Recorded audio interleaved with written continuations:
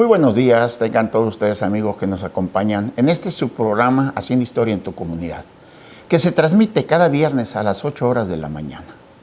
Nos encontramos transmitiendo en este subcanal de televisión de Mega Canal desde la ciudad de Los Mochis, donde las palmeras alcanzan el cielo y se mecen borrachas de sol, y con ese olor a caña y alcohol, que ya se está olvidando como todo lo relacionado al ingenio azucarero. También es la puerta de entrada al Cañón del Cobre y la ciudad más progresista del noroeste de la República Mexicana, granero de todo México. Hoy tenemos el tema efectos del reparto agrario y las reformas neoliberales en la disputa entre ejidatarios y agricultores por la administración del agua para riego del módulo de riego de San Lorenzo, Sinaloa.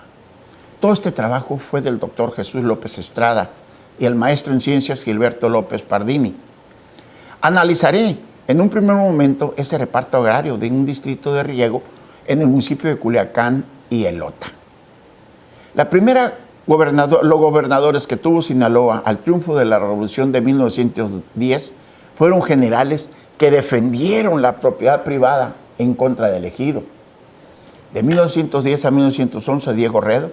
En 1911, Celso Gagiola Rojo. 1912, Carlos C. Echeverría. 1913-14, Felipe Riveros. 1914-16, Manuel Rodríguez Gutiérrez. 1917-1920, Ramón Fuentes Iturbe. 1920-1924, Ángel Flores. 1925-1926, Alejandro R. Vega. 1926-1927, Juan de Dios Batis Paredes. 1928, Manuel Páez. La reorganización de la propiedad de la tierra fue una de las demandas más urgentes de los campesinos en todo el país. Pero el problema presentaba características diferentes según la región de que se tratara.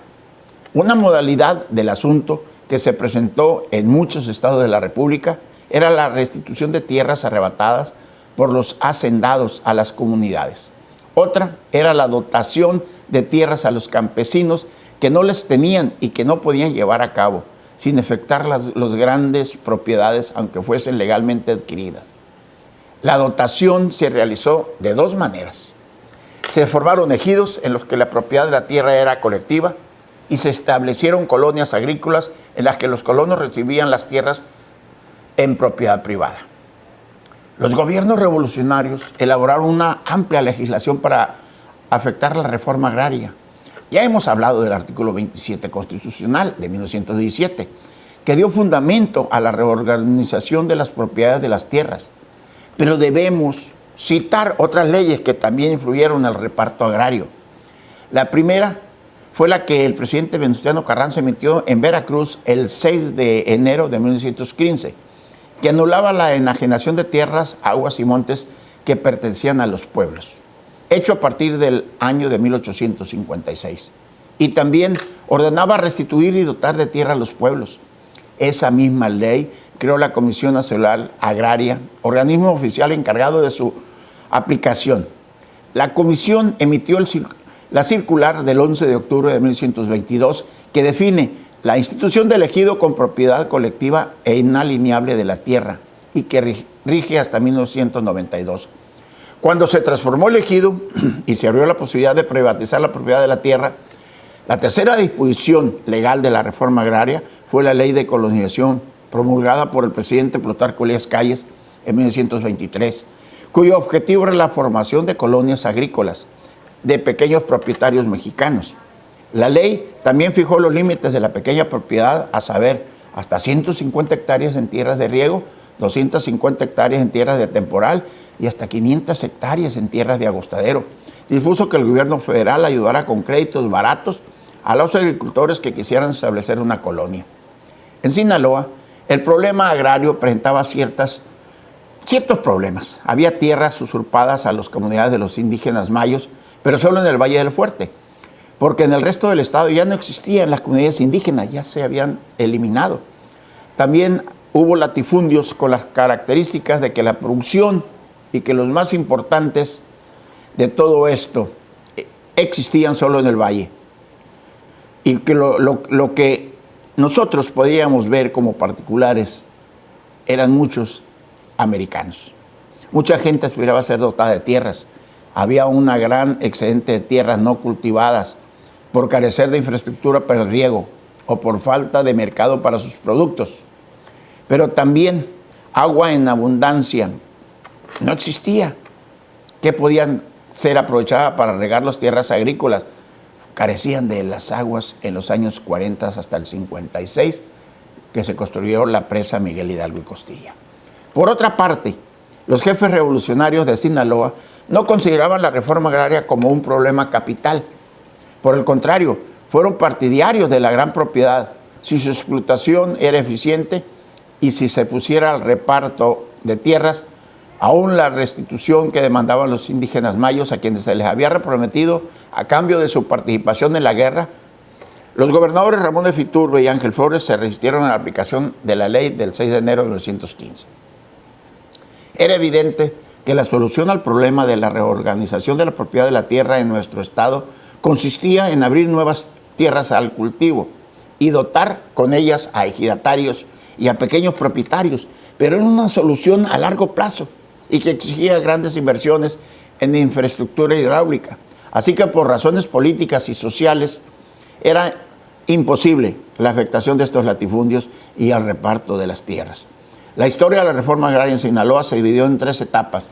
La primera abarca de 1915 a 1934, que son las fechas del inicio de la reforma agraria y el comienzo de la presidencia de Lázaro Cárdenas del Río.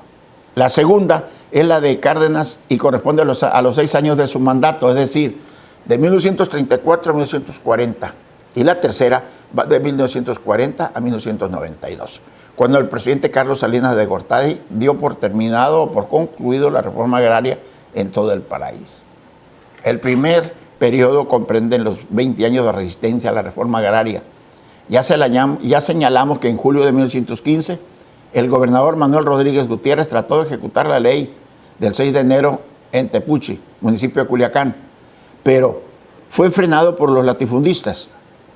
El mismo año tuvo lugar la rebelión de los indígenas mayos por la restitución de sus tierras, pero el gobierno federal optó por la solución militar y aplastó a los alzados.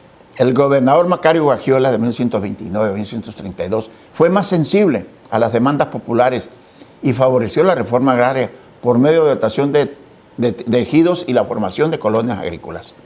Durante su gubernatura, el general Macario Gagiola impulsó la reforma agraria, el trabajo político que desarrolló en Sinaloa la Confederación Revolucionaria de Obreros Mexicanos, la CROM, entre los trabajadores de los ingenios, pues logró organizarlos y darles suficiente fuerza política para alternar con otras organizaciones estatales.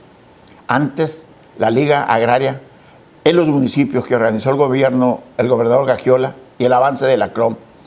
Entre los trabajadores agrícolas de los ingenios, algunos latifundistas optaron por vender parte de sus propiedades y formar colonias agrícolas e incluso contar con créditos del gobierno federal.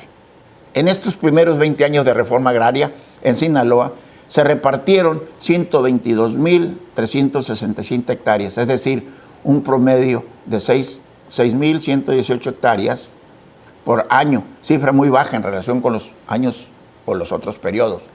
Durante el sexenio del general Lázaro Cárdenas de 1934 al 40, transcurrió la etapa más activa de la reforma agraria en Sinaloa, que respondió a la necesidad de reordenar la propiedad de la tierra, pero también a un plan político, económico y social del gobierno federal.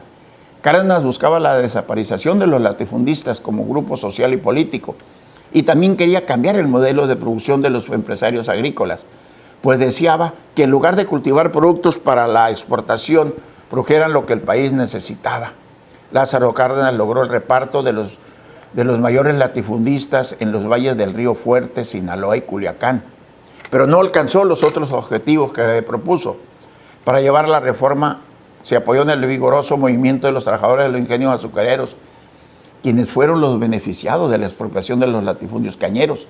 Sin embargo, muchos de estos ejidatarios quedaron ligados a sus antiguos patrones, pues debían producir caña de azúcar para el ingenio.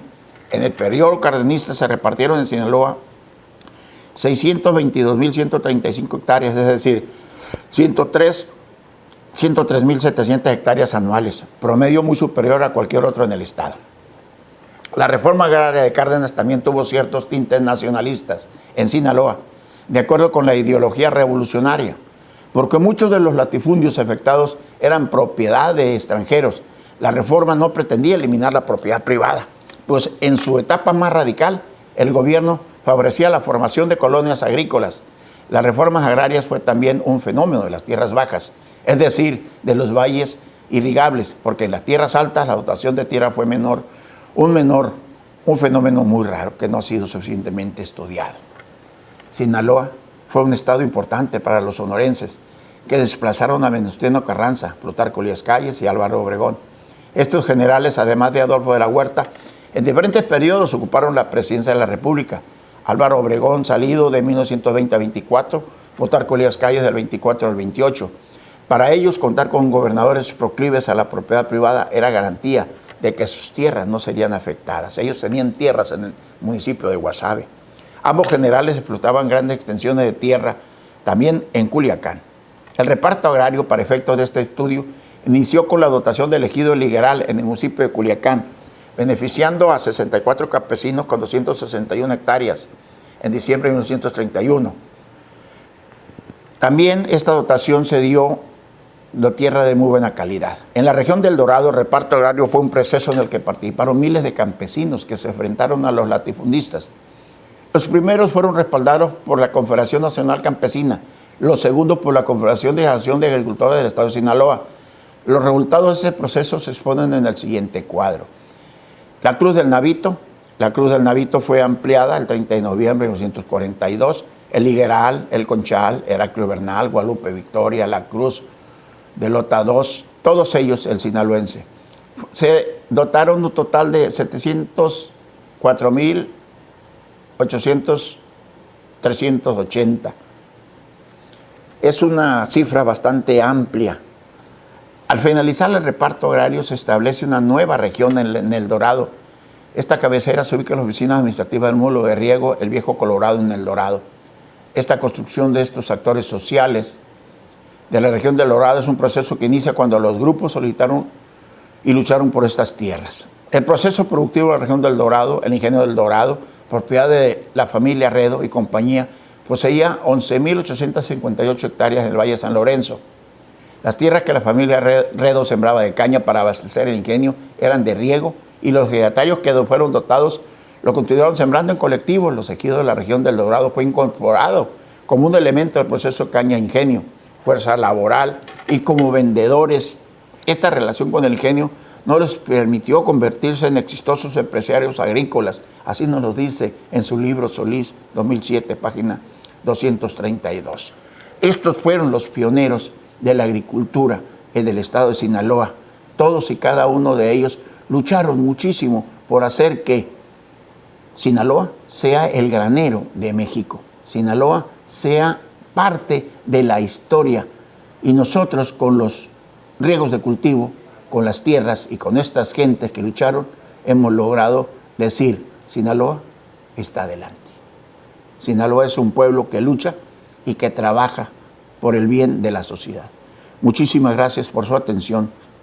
Nos vemos el próximo viernes.